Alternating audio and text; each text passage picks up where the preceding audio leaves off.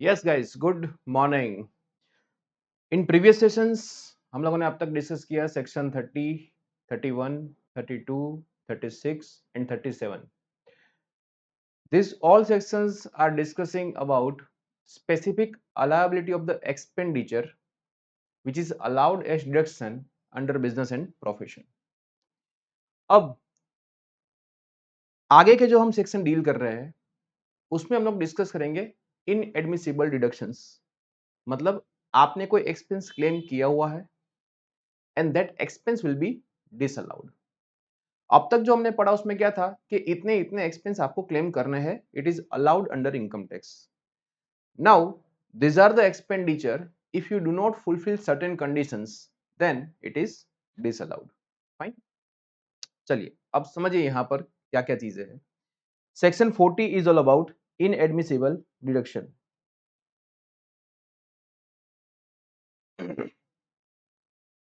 क्या बोलता है ये? लुक, सबसे पहला उसके अंदर आता है सेक्शन 40A। उसके अंदर आता है नॉन पेमेंट ऑफ टीडीएस या फिर नॉन डिपॉजिट ऑफ टीडीएस। मतलब सिंपल सा रूल है, या तो आपने टीडीएस कट नहीं किया है या फिर आपने काटने के बाद उसको डिपॉजिट नहीं किया है। ठीक है, या तो काटा नहीं या फिर काटने के बाद भरा नहीं, दोनों में से कोई एक हो सकता है। अब उस केस की अगर हम बात करें तो अगर सबसे पहले नॉन रेसिडेंट है, इफ द पेई is a non resident, in this case look, where any interest, royalty or FTS, that is called fees for technical services, or any other sum chargeable under this act which is payable to। अब यहां पर payable का मतलब समझना। Payable मतलब अगर आपने payment कर दिया है तो आपको देखना है कि आपको टीडीएस कट करना था। If it is outstanding also then TDS तो आपको कट करना ही होता है, right, on the basis of payment और credit whichever is earlier. अगर आपको टीडीएस के प्रोविजंस रिकॉल नहीं हो रहे तो हम लोग टीडीएस में उसको वापस रिकॉल करेंगे, right. In many of the section it is like on payment और credit whichever is earlier. तो on the basis of credit you are suppose to deduct the tax which is payable to a non resident. आप payment किसको कर रहे हो? Non resident को, outside India और in India, on which tax deductible under chapter 17B and such tax has not been deducted before the end of the previous year। अब यहां पर जो बात करी that is and of the previous year. So and of the previous year का मतलब यहां पर क्या आएगा? 31 मार्च। मतलब अगर आपको टीडीएस कट करना है तो आप लेट बाय लेट कब तक कट कर सकते हो? 31 मार्च तक। वो साल खत्म हो जाए आपका प्रीवियस ईयर, उससे पहले आपको टीडीएस डिडक्ट करना जरूरी है। फॉर एग्जाम्पल, अगर कोई पेमेंट दिसंबर का है या फिर आपने कोई एंट्री क्रिएट करी है in the month of December 24, तो अगर उसका टीडीएस आपको कट करना होता है, टीडीएस के अंदर क्या प्रोविजन है जो मैंने आपको बताया वैसे कि पेमेंट और credit whichever is earlier, अलग अलग सेक्शन में अलग अलग चीजें हैं। फाइन, तो यहां पर अगर मैंने इसको दिसंबर में क्रेडिट किया हुआ है तो मेरा रिस्पॉन्सिबिलिटी बनता है कि मुझे दिसंबर में ही टीडीएस क्या करना चाहिए? डिडक्ट कर लेना चाहिए।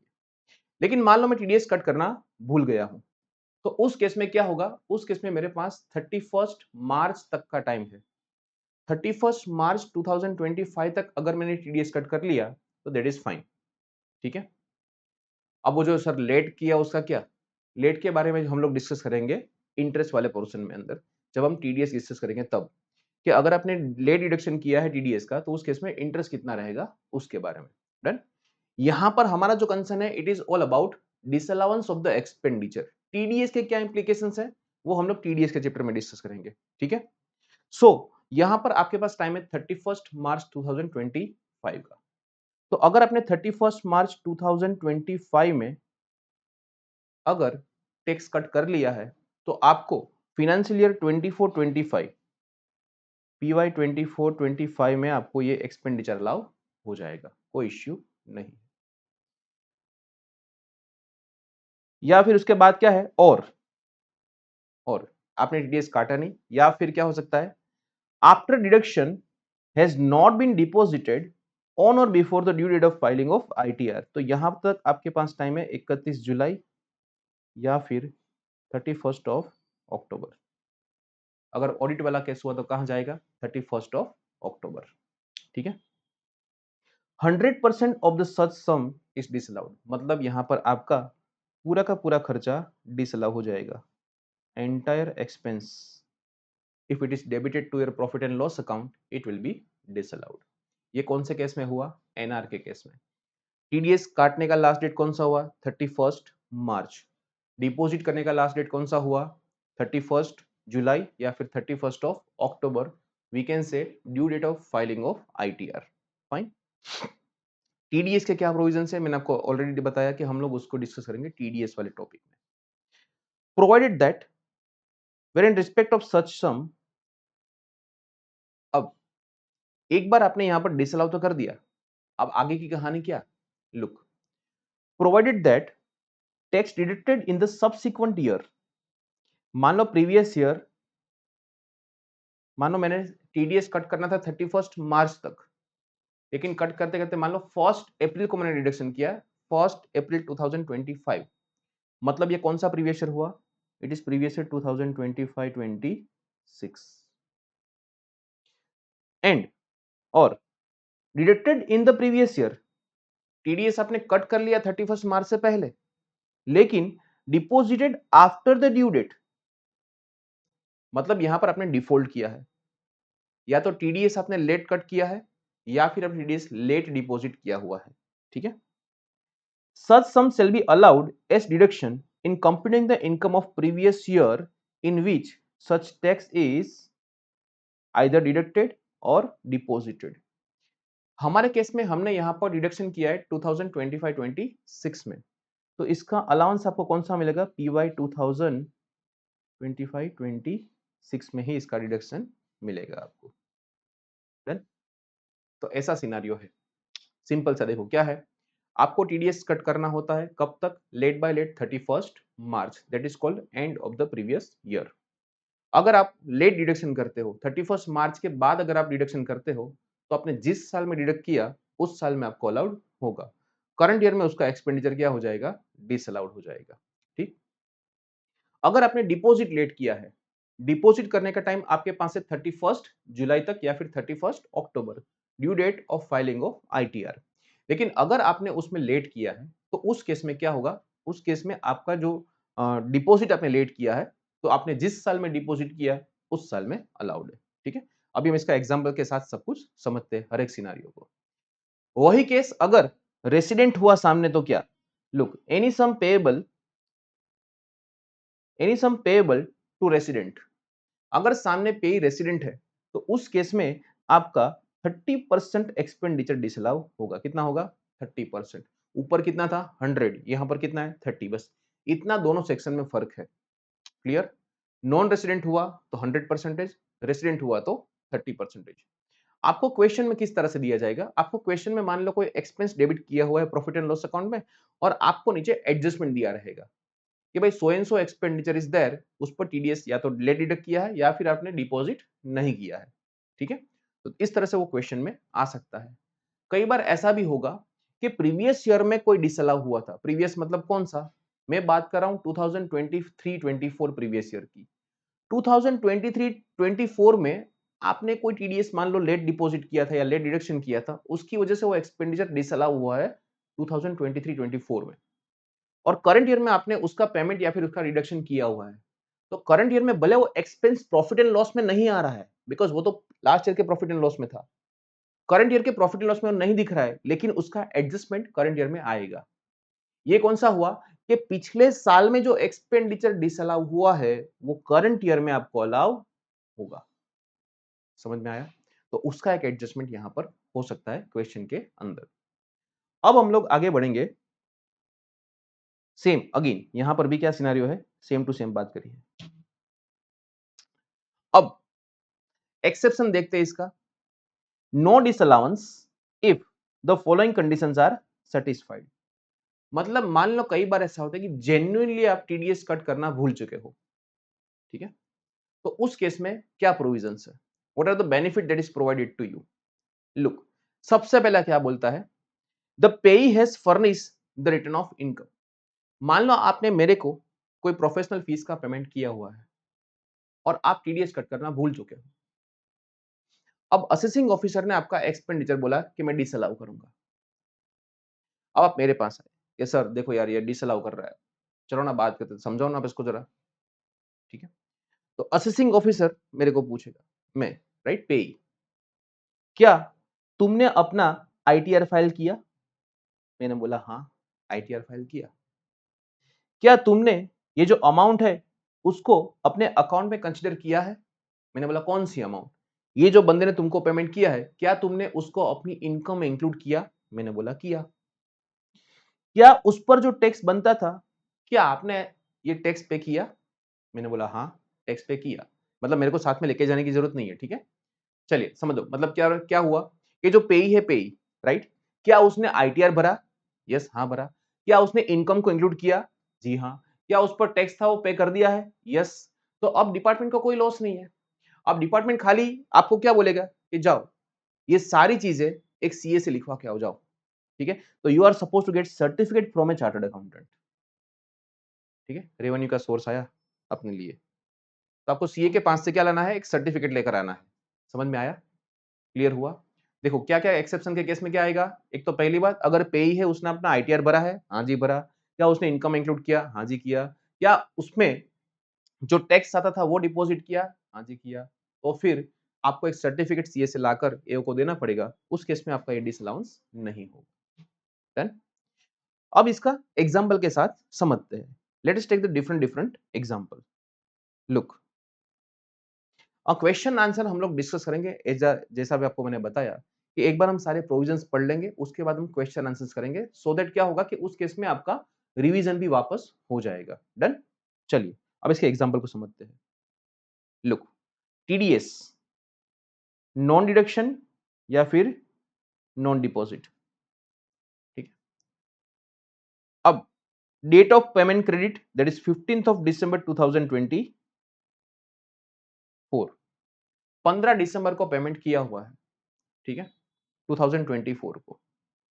आईटीआर का ड्यू डेट है 31st ऑफ अक्टूबर 2025, मान लेते हैं ऑडिट वाला केस है। तो अब अलग अलग केस में देखते हैं क्या होगा। देखो, डिडक्शन कब हुआ है?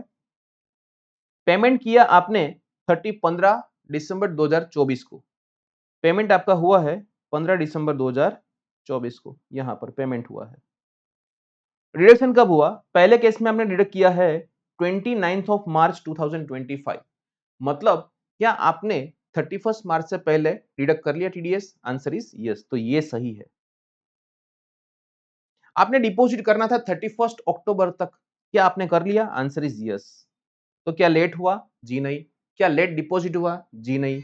तो क्या आपको ये एक्सपेंडिचर जिस साल का है उसी में अलाउ हो जाएगा? Answer is yes. तो प्रीवियस से 2024-25 में आपको ये खर्चा अलाउ हो जाएगा। डन? क्लियर हुआ? नेक्स्ट, 2 अप्रैल 2025 को आपने डिडक्ट किया, मतलब आपको डिडक्ट करना था 31 मार्च को, लेट बाय लेट, लेकिन आप चूक गए, 2 दिन लेट हो गया, तो क्या आपका डिडक्शन लेट हुआ? Answer is yes. आपने डिपॉजिट कर दिया? यस। नेक्स्ट डे ही मैंने पैसा डिपॉजिट कर दिया है। अब डिपॉजिट लेट नहीं हुआ है, लेकिन कोई भी एक डिफॉल्ट हुआ तो यहां पर डिसअलाउंस तो होगा ही होगा। अब देखो यहां पर फिनेंशियल ईयर 2024-25 का एक्सपेंडिचर था, आपने उस पर टीडीएस काटा है 2025-26 में, दैट इज आफ्टर 31st मार्च। तो उस केस में आपको एक्सपेंस अलाउ होगा 2025-26 में। Done? Now case number 3, 29th of March 2025, मतलब टाइम पे आपने डिपॉजिट डिडक्ट कर लिया है, मतलब लेट डिडक्शन नहीं हुआ है। डिपॉजिट करना था 31st October, that is due date of filing of ITR, लेकिन आपने डिपॉजिट किया है 30th ऑफ नवंबर 2025। तो यहां पर क्या हुआ? ये आपका हुआ लेट डिपॉजिट, मतलब डिडक्शन तो टाइम पे था लेकिन डिडक्शन आपका लेट हो गया, सॉरी, डिडक्शन टाइम पे था लेकिन डिपॉजिट लेट हो गया, राइट? अब किस साल में आपने डिपॉजिट किया है? 2025 नवंबर 2025, दैट इज 2025-26। तो प्रीवियस ईयर 25-26 में आपका ये खर्चा अलाउ। नेक्स्ट केस नंबर 4 देखते हैं। लुक, आपने एक तो लेट डिडक्शन किया है 2 अप्रैल 2025, दूसरा फिर जब डिपॉजिट करना था उसमें तो आपने yes that you have deposited in 2025, तो यहां पर दोनों इवेंट क्या हो गई, लेट हो गई, तो 2025-26 में आपको ये allow, done. So I hope it is clear. TDS deduction, इस केस में भी अगर आप पेई ने अगर आईटीआर भरा है, अपनी इनकम इंक्लूड करी है और उस पर जो टैक्स बनता है वो भर दिया है, ऐसा आप सीए के पास सर्टिफिकेट लेके जाओगे, ओ के पास सीए से सर्टिफिकेट लिखवा कर, तो उस केस में आपको इसका डिडक्शन जो डिसअलाउंस है वो आपका निकल जाएगा। याद रखना, एनआर के केस में इट इज 100% और रेसिडेंट के केस में इट इज 30%। क्लियर? चलिए अब नेक्स्ट गाड़ी आगे बढ़ाते हैं मदी। आगे हम लोग बढ़ते हैं, that is tax paid on perquisites.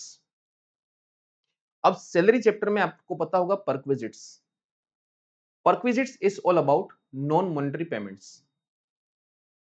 अब फॉर एग्जांपल अगर मेरा सैलरी 10 लाख रुपए का है, ठीक है, 10 लाख रुपए का, और मुझे मेरा जो एम्प्लॉयर है वो एक्स्ट्रा बेनिफिट दे रहा है, that is 2 lakh rupees, that's called perquisite. May be car का फैसिलिटी, रहने के लिए घर दे रहा हो, कोई भी ऐसा परक्विजिट, राइट, जिसकी वैल्यू निकल के आती है 2 लाख रुपए। As we all know that कि जो परक्विजिट वैल्यू होती है वो हमारी सैलरी में क्या होती है, ऐड होती है। अब forget about all deduction, forget about new regime and everything, just simply ऐसा समझो कि 10 लाख तक जो मेरी इनकम थी उसमें मैं 30% के स्लैब में नहीं आ रहा हूं, मैं अभी पुराने रेजिम के हिसाब से कंप्यूट कर रहा हूं, ठीक है।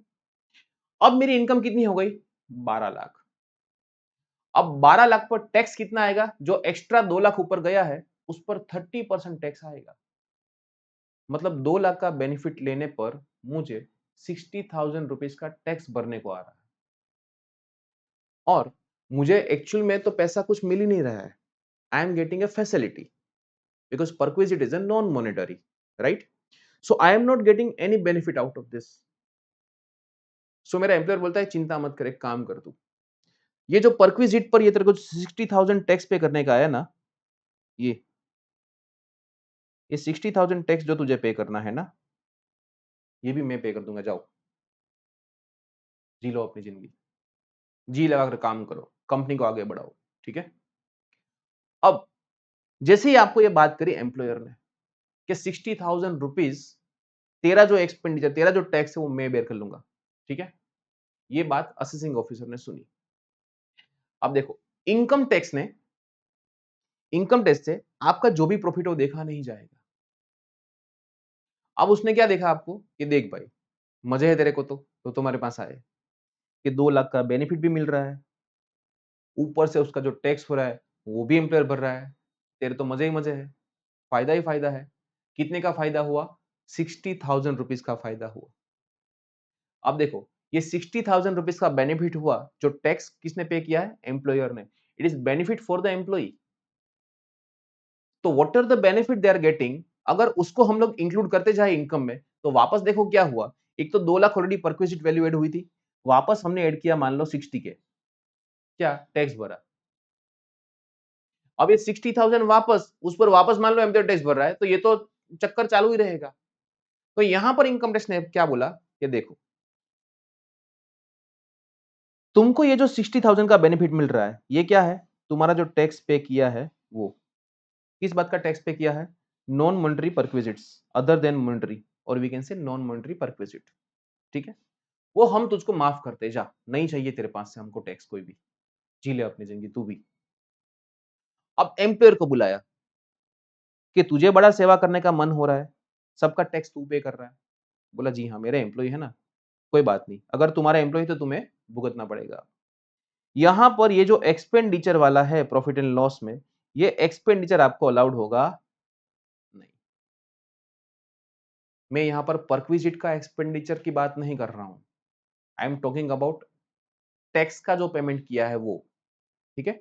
तो 2 लाख रुपए का जो परक्विजिट दिया है, that employer can claim as a deduction, उसमें कोई इश्यू नहीं है। लेकिन ये जो 60,000 रुपीज टैक्स जो भरा है परक्विजिट के ऊपर, अब यहां पर क्या कर दिया कि बिजनेस वालों को बोल दिया कि तुम्हारे हाथ में ये डिसअलाउड होगा और एम्प्लॉय के हाथ में क्या हो जाएगा, एग्जेम्प्ट हो जाएगा। Done. So tax paid on non monetary benefit provided to the employees are disallowed in the hands of employer and it is exempt income in the hands of employees। ठीक है, तो it was very simple provision.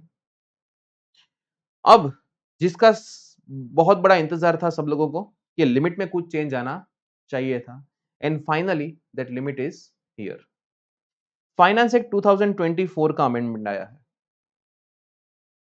Partnership firm से मिलने वाला salary, interest, remuneration, अब जो भी नाम दो मतलब, ठीक है। अब देखो, पार्टनरशिप फर्म में से पार्टनर को तीन चीजें मिलती है। क्या क्या? First is a interest on capital, second is a remuneration.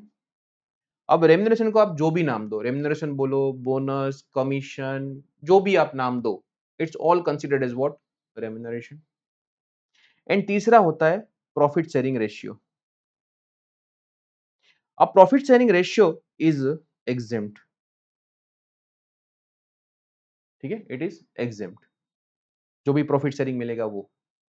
लेकिन interest on capital and remuneration, ये हम लोगों ने पढ़ा कि ये as a partner it is income. लेकिन कौन सी इनकम हुई? पीजीबीपी की इनकम, ठीक है। As a partner it is a income from business profession, ठीक है। देखो यहां पर इंटरेस्ट आईएफएस में नहीं जाएगा और जो रेम्यूनरेशन है वो सैलरी में नहीं जाएगा, because partner and partnership firm are not employer employee, they are working as a principal and agent, ठीक है। तो उस केस में ये इनकम बिजनेस प्रोफेशन में टैक्सेबल होगी, ठीक। क्या बोलता है देखो, any payment of salary, bonus, commission और रेम्यूनरेशन, आप जो भी नाम दो, सब कुछ, सैलरी बोलो, bonus, commission, remuneration, by whatever name called, paid to non working partner shall be disallowed. देखो, सैलरी, इंटरेस्ट वगैरह, सॉरी इंटरेस्ट नहीं, सैलरी, रेम्यूनरेशन वगैरह, it is allowed only to the working partner. अब सर पता कैसे चलेगा कौन सा वर्किंग पार्टनर है? It is as per your partnership deed, ठीक। Where such payment made to the working partner exceeds the below limit shall not be allowed। हम यहाँ थोड़ा सा उल्टा समझते हैं, कितना अलाउड होगा वो, ऊपर गया वो डिसअलाउड, ठीक है। ऐसा इस तरीके से हम लोग समझते हैं। देखो, यहां पर सबसे पहले आपको कंप्यूट करना पड़ेगा बुक प्रॉफिट। सर कैसे कंप्यूट करेंगे, समझाता हूं। उसके बाद आपको यहां पर कुछ लिमिटेशंस दी है कि according to the book profit आपको मैक्सिमम इतना एक्सपेंडिचर अलाउड होगा। जिन लोगों ने टैक्स ऑडिट किए हैं पार्टनरशिप फर्म के, उसको तो ये चीज पता होगी, लेकिन जिन लोगों ने मान लो कभी टैक्स ऑडिट किया ही नहीं है तो उसको ये चीज पता नहीं होगी। So not to worry about this thing, right.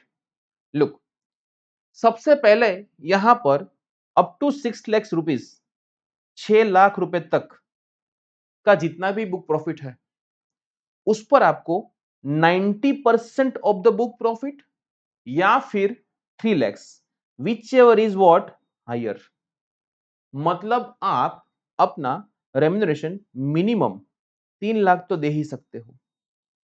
पहले ये लिमिट 1.5 lakhs था, ठीक है, और यहां पर ये जो 6 लाख का लिमिट था वो 3 लाख रुपए था। अब चेंज होकर क्या आ गया कि अगर आपका रेम्यूनरेशन जो है, सॉरी बुक प्रॉफिट, पहले 6 लाख तक का जो बुक प्रॉफिट है उसका 90% या फिर 3 lakhs, whichever is higher. सर लॉस हो गया तो लॉस के केस में भी आप लोग कितना दे सकते हो? 3 लाख तो दे ही सकते हो, बिकॉज लॉस का 90% निकलने का कोई मतलब नहीं बनता। So minimum remuneration that you can pay, that is 3 lakhs, and that is combined of all the partners, huh? This is not an individual limit per partner, it is combined of all partners together। ये 3 लाख रुपए सारे partners में बटेंगे, fine.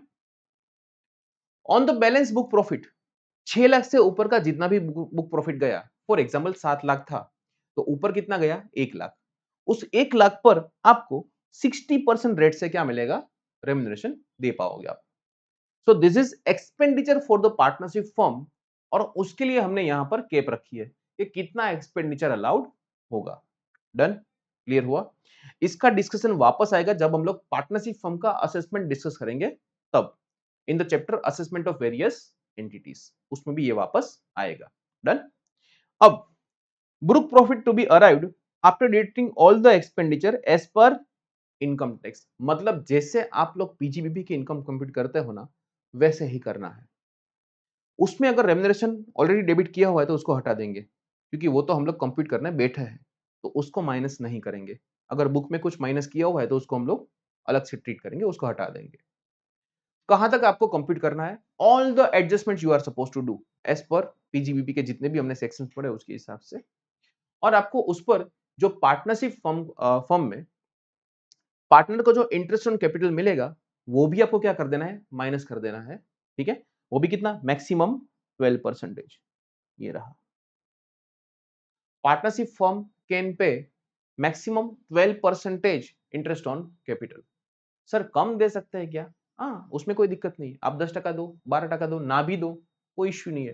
लेकिन maximum कितना होना चाहिए? 12%। Done? Is it clear everyone? Okay. Now see, तो आपको यहां पर रेम्युनरेशन से पहले का सारा एडजस्टमेंट कर लेना है। So that will be your book profit. Done? चलो, where any interest, salary, bonus, commission by whatever name called disallowed under section 40B, such disallowed part shall not be taxable in the hands of partner. अब let us take one example of this thing, कि partner के हाथ में क्या taxability होगी और partnership firm के हाथ में क्या डिडक्शन अलाउ होंगे। फाइन, चलिए अब यहां पर लुक, सबसे पहला जो हम लोग, मैंने बोला आपको बताया कि हम लोग डिस्कस करेंगे पार्टनरशिप फॉर्म वाले केस में, असेसमेंट जब उसका करेंगे तब, it must be authorised by the partnership deed. अब अगर आपने पार्टनरशिप डीड देखी हो तो उसमें एक रेम्युनरेशन और इंटरेस्ट का एक क्लोज होता है। अगर आपको याद हो तो उसमें ऐसा ही होता है कि हम पूरा वो टेबल, जो हमने टेबल बनाया ना, वो टेबल ही हम लोग छाप देते हैं कि इस तरह से हम लोग यहां पर कंप्यूट करेंगे, सेम टू सेम जैसे इनकम टैक्स में प्रोवाइड किया वैसे ही। ठीक है? So it must be authorised by the deed. Payment only after authorised date, retrospective authorisation is not allowed. For example, मेरे पार्टनरशिप डीड में ऐसा लिखा था कि भाई इंटरेस्ट अलाउड नहीं है, इंटरेस्ट के बारे में कोई जिक्र नहीं था कि इंटरेस्ट कितना दिया जाएगा। सर पार्टनरशिप डीड में अगर इंटरेस्ट के बारे में कुछ नहीं लिखा है तो 6% नहीं दे सकते, वो लोन का इंटरेस्ट है।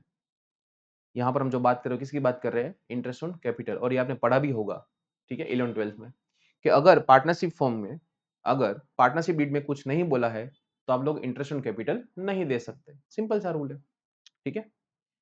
अब मुझे पता चला कि यार इंटरेस्ट तो अलाउड है 12%, मुझे करना चाहिए ऐसा। तो मैंने क्या किया, 1 अक्टूबर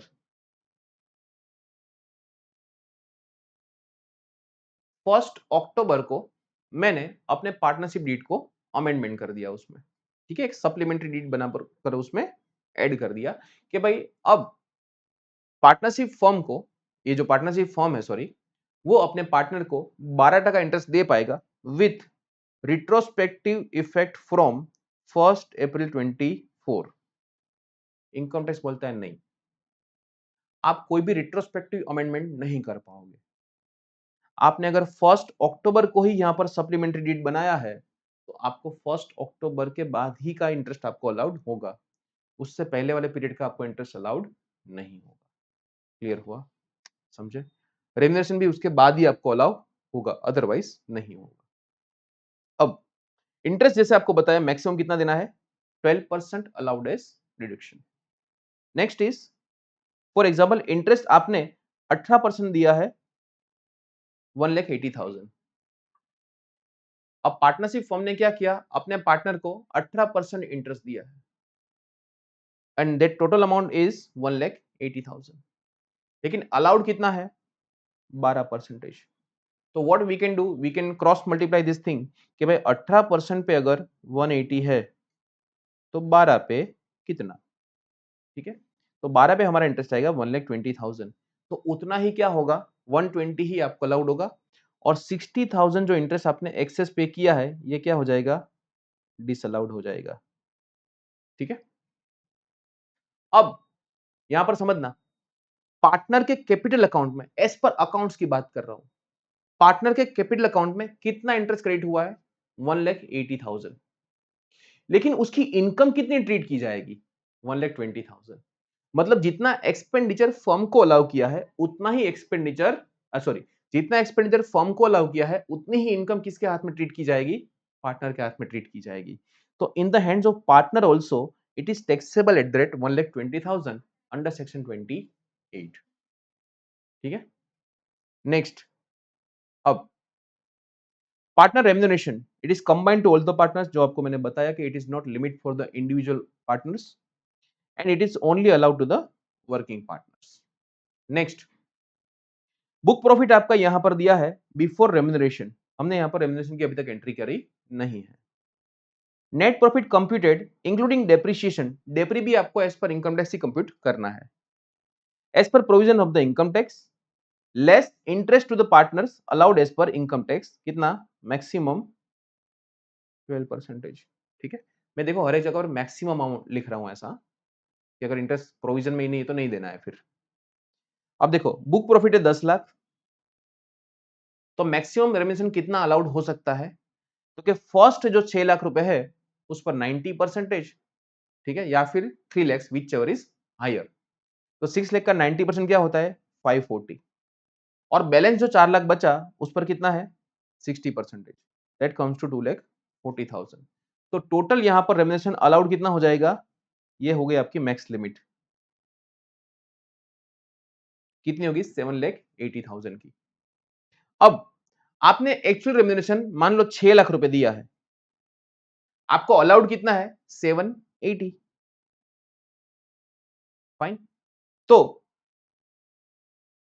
आपने जितना दिया उतना सब कुछ अलाउड होगा, 6 लाख रुपए पूरे के पूरे आपके अलाउ हो जाएंगे। ठीक, लेकिन अगर आपने 780 से ज्यादा पे किया, फॉर एग्जांपल 9 lakhs आपने रेम्यूनरेशन पे किया हो, तो आपको अलाउड होगा ओनली 780, और ऊपर का जो आपने पे किया है वो क्या हो जाएगा? डिसअलाउ हो जाएगा।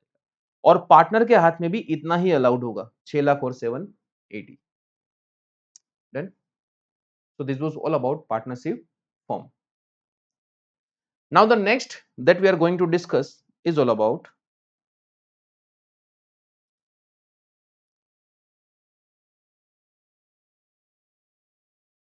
yes, payment to relative and associates, related party payments. अब ये क्या सिनेरियो है यहां पर समझना कि जनरली असेसी क्या करते हैं कि अपने जो पार्टी रिलेशन में होते हैं उसको तुम लोग कोई भी एक्सपेंस हो उसके लिए पेमेंट करते हो तो वो एक्सेसिव करते हो। मान लो मैं अपने ब्रदर से परचेस करता हूँ, अब मार्केट में वो चीज मुझे 1 लाख में मिल रही है, मैं अपने भाई से परचेस करता हूँ 1,20,000 में। So compare with the market value मैं उसको 20,000 ज्यादा दे रहा हूं। क्यों? बिकॉज वो मेरा भाई है इसलिए।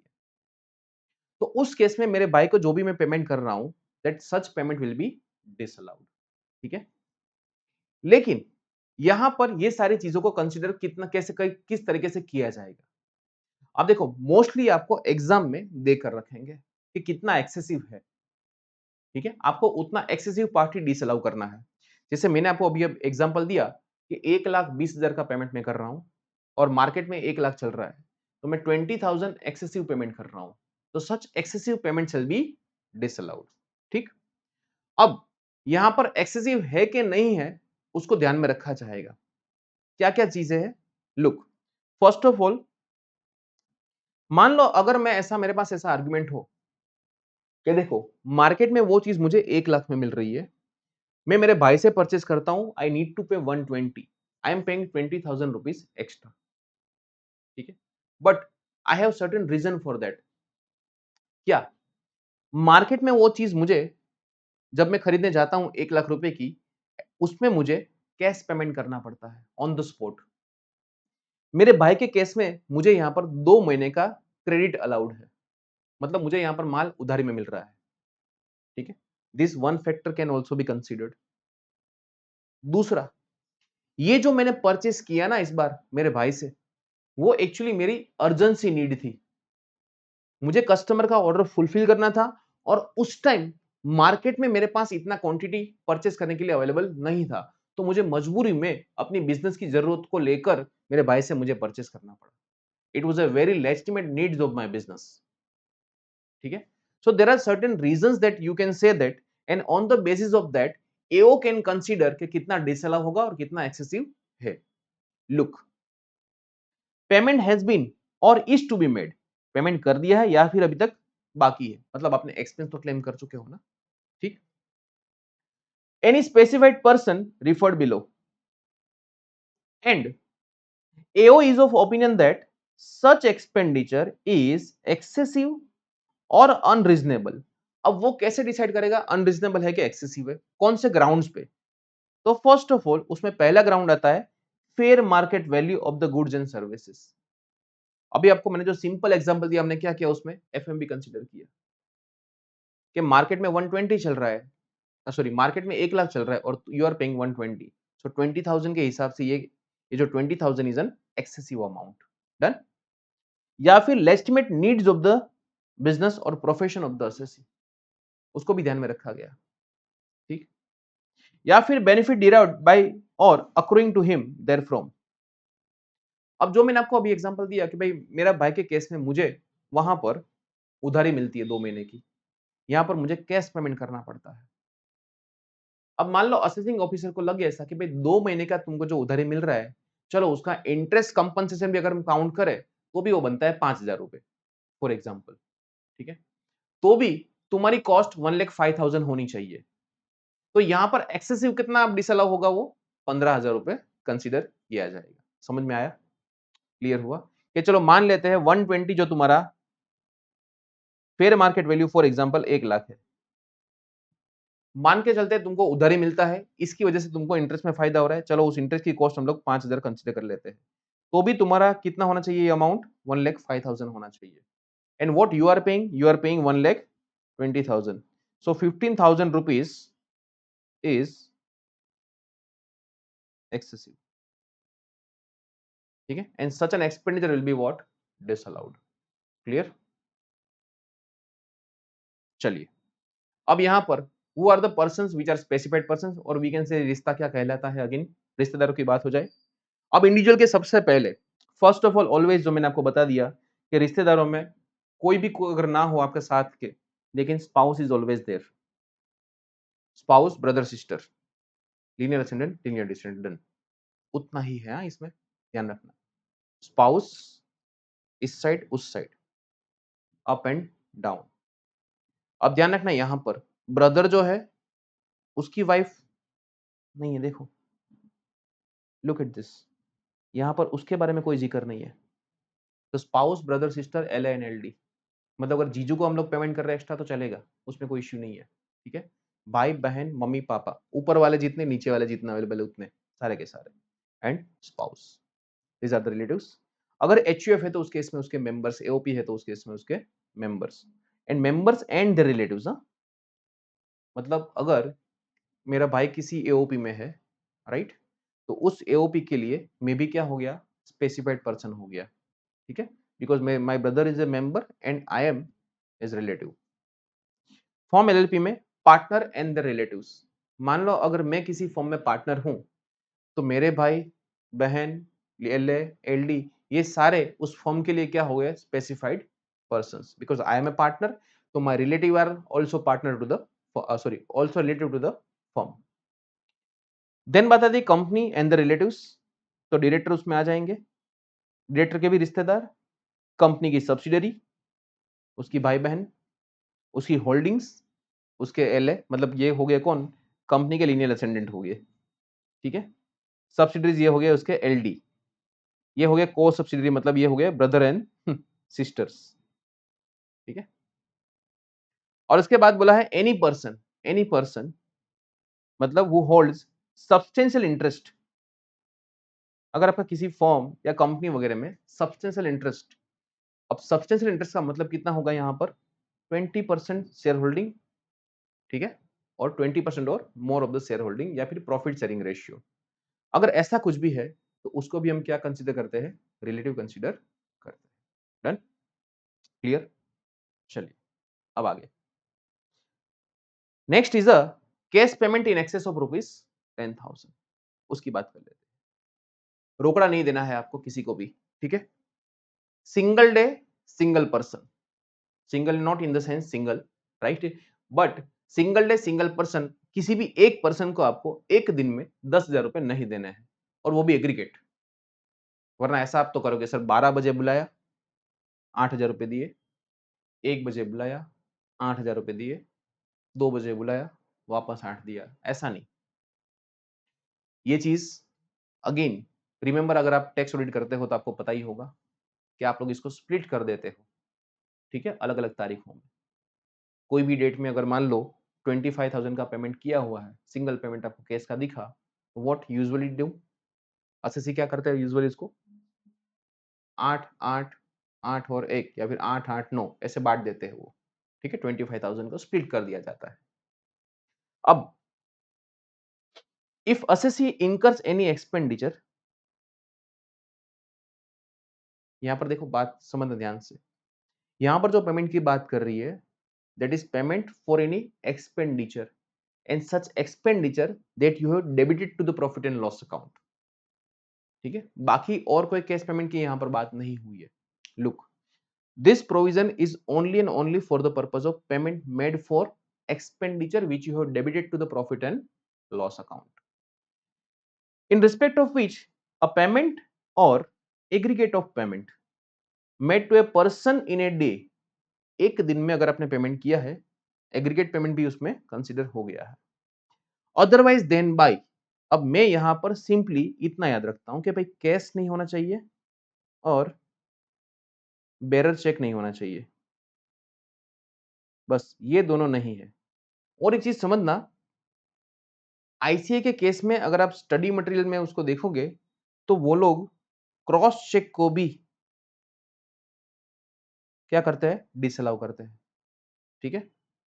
अब हम जनरली कॉमन पार्लेंस में ऐसा समझते हैं कि क्रॉस चेक मतलब वो लाइन कर दिया तो वैसे भी वो अकाउंट में ही जाएगा, but as far as ICI module is concern, right, उस केस में क्रॉस चेक को भी उन लोगों ने डिसअलाउ किया है। तो cash payment, bearer cheque and cross cheque, ठीक है। तो कौन से मोड आपके पास अवेलेबल है, account payee cheque, account payee draft, ECS and any other prescribe mode of the payments. अब उस एनी अदर मोड में सब कुछ आ गया, ठीक है, जैसे NEFT, RTGS, IMPS, UPI, Google पे, फोन पे, आधार पे, whatever you use, debit card, credit card etcetera, सब कुछ इसमें आ गया, ठीक है, क्लियर। कितना पेमेंट नहीं करना है एक दिन में, 10,000 से ऊपर नहीं जाना चाहिए। एक्सीड्स रुपीज 10,000 है मतलब 10,000 तक चलेगा, 10,000 एक हुआ तो गए। देखो जब भी ऐसा क्लोज लिमिट आए ना तो हमेशा याद रखना, एग्जाम में कंफ्यूजन नहीं होना चाहिए। मान लो एग्जाम में ऐसा है कि इसने इसको 10,000 का पेमेंट किया, अब आप कंफ्यूज हो जाओगे उधर कि सर 10,000 तक चलेगा कि 10,000 से कम होना चाहिए था, क्या होना चाहिए था। So up to 10,000 it is fine, 10,000 एक हुआ तो गए, ठीक है। तो सर ऊपर जगह जो पेमेंट है वो डिसअलाउ होगा, 1 रुपया जो दिया है वो नहीं, then entire payment is disallowed, ठीक है। लुक, इन एक्सीड्स रुपीज 10,000, लेकिन अगर आप ट्रक वाले हो जिसके पीछे वो शायरी वायरी लिखी होती है, बुरी नजर वाले, तेरा मुंह काला एटसेट्रा, फोन ओके प्लीज, ये सब। If you are in a business of plying, hiring और leasing of the goods carriages, उस केस में ये लिमिट 35,000 तक वैलिड रहेगी। उस केस में आप उसको रोकड़ा 35,000 दे सकते हो। डन।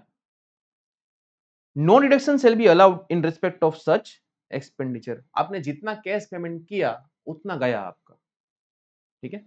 मान लो कोई एक्सपेंडिचर आपने किया हुआ है 50,000 रुपए का, कोई आपने एक्सपेंस डेबिट किया हुआ है, आपने 35,000 या फिर 36,000 का कैश पेमेंट किया एंड 14,000 आपने उसको ऑनलाइन पे किया है, सो 14,000 इज अलाउड, 36,000 इज डिसअलाउड। जितना आपने कैश में पेमेंट किया उतना पोर्शन उस एक्सपेंडिचर का क्या हो जाएगा, डिसअलाउ हो जाएगा, ठीक, क्लियर। अब बहुत अच्छी बात है, चलो इसको मैं एग्जांपल से समझाता हूं। लुक, देखो अब ध्यान से समझना, यहां पर एसएससी क्या करते हैं, कितनी चालाक बनते हैं हर बार, वो हमेशा लूपहोल ढूंढते रहते हैं। सॉरी, एसएससी चालाक नहीं होते, उसके सीए होते हैं, ठीक है? एनीवेज़ चलिए, अब देखो यहाँ पर ध्यान से समझो। मान लो मैंने 2023-24 में यहाँ पर ये 2023-24 का प्रॉफिट एंड लॉस अकाउंट।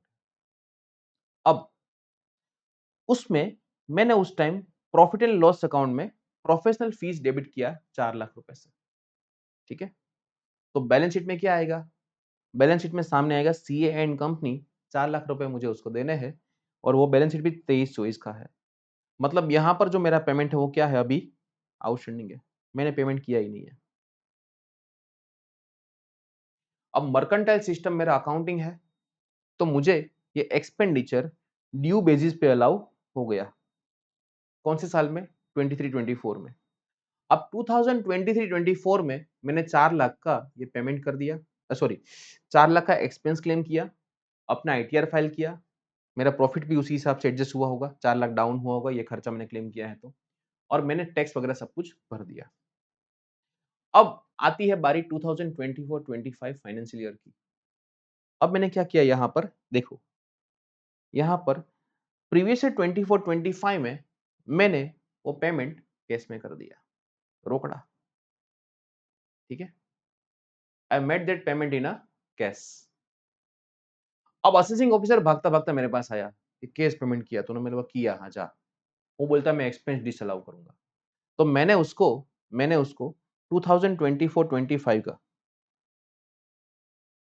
मैंने उसको 2024-25 का अपना प्रॉफिट एंड लॉस अकाउंट कुछ ऐसा होगा, 2024-25 का प्रॉफिट एंड लॉस अकाउंट। मैंने उसको बोला इधर आ, देख इधर, ये देख ये कुछ है ही नहीं। कोई एक्सपेंस होगा तो तू डिसअलाउ करेगा ना, मेरे तो कोई एक्सपेंस ही नहीं है, क्या डिसअलाउ करेगा तू? समझे? मतलब क्या हुआ? एक्सपेंस आपने पिछले साल में क्लेम कर लिया और करंट ईयर में आपने कैश पेमेंट कर दिया। अब वो बोलता है मैं डिसअलाउ करूँगा, मैंने कर ले, ये पूरा डेबिट साइड खाली पड़ा है। इस साल मैंने एक भी एक्सपेंडिचर नहीं किया है। क्या करेगा तू? बोला कोई बात नहीं। अगर मेरे पास डेबिट साइड नहीं है, लेकिन मेरे साइड क्या है? क्रेडिट साइड है। माँ नहीं है, क्रेडिट साइड है। क्या है? Credit side. लुक, तो मेरे पास क्रेडिट साइड है, मैं यहाँ पर इसको इनकम मान लूँगा 4 लाख रुपए का। समझे? ठीक है? तो such payment is deemed to be income of 2024-25। Clear हुआ? लुक, ये प्रोविजन क्या बोलता है? देखो इधर। Look, in case of an assessee following mercantile system of accounting, expenditure has been allowed as deduction in any of the previous year on due basis। अपने case में 2023-24 में वो एक्सपेंडिचर अलाउ हो चुका है। And payment has been made in subsequent year by violating above provision, मतलब in excess of ₹10,000। Payments so made shall be deemed to be the income of that subsequent year। तो आपने एक बार due base पर जितना expense claim कर लिया है, उसका अगर आप नेक्स्ट ईयर में पेमेंट करोगे या उसके बाद वाले ईयर में, तो उस साल में वो आपका जो भी पेमेंट है वो क्या हो जाएगा? आपकी इनकम ट्रीट की जाएगी। डन? अब यहां पर कुछ एक्सेप्शंस है, उसको हम लोग ध्यान में रखेंगे। कौन से देखो, मतलब कौन से केस में आप लोग कैश पेमेंट कर सकते हो। एक तो देखो, जब भी बैंक्स आए ना कहीं भी, तो बैंक के केस में तुम पेमेंट कर सकते हो रोकड़ा, कोई इश्यू नहीं है। Payment is made to banks, RBI etcetera. Even life insurance corporation is also allowed. LIC को भी आप कैश पेमेंट कर सकते हो। आगे जाके हम लोग डिडक्शन का चैप्टर पढ़ेंगे, उसमें भी अगर आप देखोगे तो एलआईसी का पेमेंट कैश में अलाउड है, लेकिन मेडिक्लेम इज नॉट अलाउड। ये हम लोग डिडक्शन में डिस्कस करेंगे, ठीक है? Payment made to the government and such payment is required by to be made in a legal tender. सरकार ने बोला है रोकड़ा ही चलेगा भाई, चेक वगैरह नहीं चलेगा, ठीक है? Payment is made by LC, letter of credit arrangement through a bank. अब आई होप कि आपको ये एलसी पता होगा। ये जनरली इंपोर्ट वाले केस में देखा जाता है कि अगर आपको कोई गुड्स इंपोर्ट करने हैं, आपको फॉरेन पार्टी को एश्योरेंस देना पड़ेगा कि तेरा पेमेंट कर दूंगा मैं, चिंता मत कर। और हमें भी अभी तक भरोसा नहीं कि अगर हमने पेमेंट कर दिया और उसका गुड्स नहीं आया तो तो इस केस में क्या आता है, बैंक में से हम लोग एलसी ओपन करवा के वहां पे उसको भेजते हैं, ताकि गुड्स रिसीव होने पर bank will make the payment. ठीक है, so that is called LC. Mail या फिर टेलीग्राफिक ट्रांसफर अगर आपने किया हुआ है। बुक एडजस्टमेंट, मुझे आपको 10,000 रुपए देने थे, आपको सी पे कोई भी एक बंदा है, mister A B C, mister A को 10,000 देना था बी को देना था मिस्टर सी को। ठीक है, तो मिस्टर बी ने क्या बोला, एक काम कर, तू मेरे को पेमेंट करेगा, मैं उसको करूंगा, एक काम कर तू सीधा उसको पेमेंट कर दे, मैं अपने बुक्स में दोनों का एडजस्टमेंट कर देता हूँ। तो अगर ऐसा कोई बुक एडजस्टमेंट किया हुआ है तो वो भी क्या होगा, चलेगा। ठीक है, उसके बाद bills of exchange made payable to the bank. अब ये सब तो पुरानी बातें हो चुकी है। एक चीज जो मैं आपको बता रहा हूं दैट, अच्छा और एक चीज D, payment is made bye of adjustment against any liability for any goods supplied और सर्विसेज रेंडर्ड। अब फॉर एग्जांपल, मैंने किसी को सर्विस प्रोवाइड करी, ठीक है, मान लो मैंने किसी ऑडिट किया हो या फिर किसी का आईटीआर फाइल करा हो वगैरह, मुझे 5,000 रुपये फीस लेनी थी उसकी। उसने बोले एक काम करो सर, आप दुकान पे आना मेरी, आपको जो भी चीज चाहिए वो ले जाना। ठीक है, अब मैंने उसके यहाँ से क्या खरीद लिया, गुड्स। अब मैं उसको पेमेंट कर रहा था, उसने बोला सर एक काम करो, आपकी फीस वैसे भी मेरे को देना है, आप उसमें एडजस्ट कर लेना उसको। ठीक है, फीस जितना ही अपना बिल हुआ है। तो वहां पर अगर अपने गुड्स के सामने, मतलब it is kind of barter system. ठीक, चलिए, उसके बाद ये इस चीज को खाली याद रखना है, सीजीपी, कल्टीवेटर, ग्रोवर, प्रोड्यूसर। ठीक है, सीजीपी। अब ये है एग्रीकल्चर वालों के लिए है। ठीक है, इन केस ऑफ एग्रीकल्चर या फिर फॉरेस्ट प्रोड्यूस, अब इन सब चीजों में इसको भी इंक्लूड कर दिया गया है, फिश, फिश प्रोडक्ट्स एटसेट्रा। फिर उसमें कौन आता है, देखो, फिशरमैन एंड एनी हेडमैन। ठीक है, तो यहां पर जो पहले बात करी हमने, कल्टीवेटर, ग्रोवर, प्रोड्यूसर, जो जो किसान जो खुद मेहनत से पूरा जो फसल वगैरह उगाते हैं वो, उसके बाद वो गुड्स पहुंचता है कहां पर, APMC, if you know that, right, agriculture produce market committee. वहां पर वो लोग क्या आते हैं, ऑक्शन के लिए आते हैं और अपना सारा गुड्स वहीं पे उसको बेच देते हैं। और वहां पर खरीदने वाले कौन होते हैं, ब्रोकर होते हैं। अब यहां तक जो प्रोसेस हुआ, ये हुए एग्रीकल्चर, उसको तुम लोग कैश पेमेंट कर सकते हो। लेकिन ये जो एपीएमसी में ब्रोकर बैठे हैं, दे आर द ट्रेडर्स, उसको कैश पेमेंट नहीं चलेगा। ठीक है, मतलब अगर एपीएमसी वाले ब्रोकर्स उस किसान को कैश पेमेंट करेंगे तो चलेगा, लेकिन वो किसान कैसे होने चाहिए, those who are agriculture cultivator, grower and producer होने चाहिए। फिर फिशरमैन की बात करी है, उसमें बोला है कि fisherman and any headman of the fisherman. अब आप लोगों ने एक मूवी शायद अगर आपने देखा हो, चुप चुप के, शाहिद कपूर है उसमें, वो करीना कपूर वाला पूरा, उसमें एक वो परेश रावल रहता है और एक अपना राजपाल यादव, वो गुंडिया बाबू। ठीक है, तो ये होता है उसमें headman Paresh Rawal, and that person is Rajpal Yadav is a fisherman. ठीक है, तो अगर उसको पेमेंट किया है कैश में तो अलाउड है। लेकिन जब वो एक बार पहुंच जाते हैं किनारे पर, उसके बाद जो किसी को वो लोग गुड्स वगैरह बेचते हैं, then that person is not considered as a headman और फिशरमैन। ठीक है, चलिए, उसके बाद है cottage industry that is running without the aid of power and etcetera. फिर कोई छोटा गांव है जहां पर वो बंदा रहता है, where the person is ordinary resides and is carrying on is business and profession, लेकिन वहां पर बैंक नहीं है। अब मान लो कोई छोटा सा गांव है, मैं यहां से कोई गुड्स परचेस कर रहा हूं अपने बिजनेस के लिए। अब वहां पर मैंने उसको बोला कि भाई देख, मैं चेक लिख के देता हूँ। बोला ये चेक क्या होता है, हमारे यहाँ तो बैंक ही नहीं है, हमें पता ही नहीं बैंक क्या होता है, रोकड़ा चाहिए, रोकड़ा, अगर बिजनेस करना है तो। मैंने बोला यार ऑनलाइन कर देता हूँ, स्कैनर निकाल चल। बोला वो क्या होता है, हमें कुछ पता ही नहीं होता इधर। अब nowadays it is a very rare scenario आपको ऐसा देखने को मिलेगा, बट आपको वहां पर कैश पेमेंट ही करना पड़ा। उस गांव में बैंक का फैसिलिटी नहीं था। ठीक है, तो जहाँ पे जो पर्सन था, जिस गांव में, उस गांव में बैंक का फैसिलिटी नहीं था, then you are suppose to make the payment in a case, आपके पास कोई ऑप्शन नहीं था, उसको चेक ऑनलाइन वगैरह का तो कुछ चलेगा नहीं। अब एक चीज यहाँ पर समझना, ये उस गांव की बात हो रही है जहां पर ये जो बंदा है बिजनेस वाला, ये वो रहता है यूजुअली, ऑर्डिनरी रिसाइड्स, या फिर उसका बिजनेस है वहां पर। आपको ऐसा नहीं करना है कि आपने यहाँ पर डील कर ली है, पेमेंट आप उस गांव में लेके जाके करेंगे जहां पर बैंक नहीं है। It is not a ordinary residence of that particular person. ठीक है, तो उसको एक चीज यहाँ पर समझ लेना। बस उसके बाद इतना ज्यादा कुछ, मैं एक बार इसको जस्ट रीड वंस। ठीक है, उसमें मुझे कुछ ज्यादा जरूरत नहीं है। एक भी ये भी अब आउटडेटेड हो चुका है कि पेमेंट आपको उस दिन करना पड़ा जिस दिन बैंक बंद था या फिर स्ट्राइक था। तो आज के टाइम में तो मतलब ऑनलाइन कर सकते हैं, right? 24/7 nowadays, UPI so fast, single click यहाँ पर पैसा आपको मिल जाता है। ठीक है, चलिए उसके बाद आगे बढ़ते हैं। ये बात करी हमने कैश पेमेंट वालों की। Now the next provision is all about provision for gratuity. ये लास्ट हमारा टॉपिक होगा सेक्शन 40 का, प्रोविजन फॉर द ग्रेचुइटी। अब ग्रेचुइटी आपको पता होगा कि जब एम्प्लॉई को कोई ग्रेचुइटियस पेमेंट किया जाता है, उसकी लॉयल्टी वगैरह 5 साल की सर्विस कंटिन्यूस खत्म हो जाती है, ये वो सब। ठीक है, अब उसको पेमेंट करना है ग्रेचुइटी का। अब आपको पता है कि कोई एम्प्लॉई है जो कम से कम इतने सालों से काम कर रहा है, मोस्टली कंपनी रिटायरमेंट के टाइम या फिर कंपनी छोड़ते टाइम ग्रेचुइटी देती है। अब आपको पता है कि ये बंदा 10 साल के बाद रिटायर होने वाला है और उस टाइम कंपनी को ग्रेचुइटी देना पड़ेगा। तो कंपनी क्या करती है, अभी से उसका प्रोविजन क्रिएट करने लगती है।